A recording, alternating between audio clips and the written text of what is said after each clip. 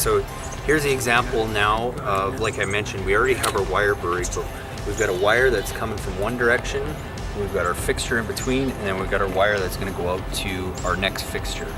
So what we're gonna do here is we're gonna take that wire and we're just gonna cut into it now. And same as always, we're gonna strip approximately 1 inch off each end. So that's our wire that is gonna go out to our next fixture. And then we have our wire coming into this fixture that we're gonna do the same.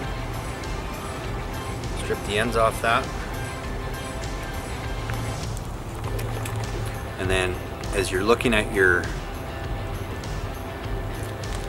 BVS-2 connectors, you'll notice that there's 3 holes, and that's why we're going to use it for this fixture in between. So you've got your smaller 18 gauge wire coming from your fixture that's going to go into the smaller port.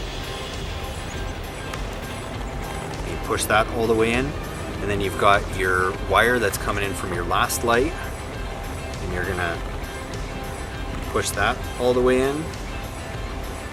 And then you've also got your wire now that's going out to your next light,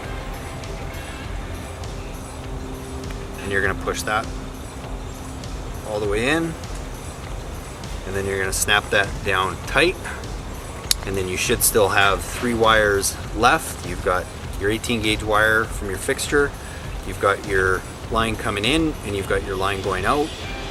And again, there is no positive or negative, so it doesn't matter if it's the exact same wire throughout, as long as you've got all 3 of those wires going into your connection.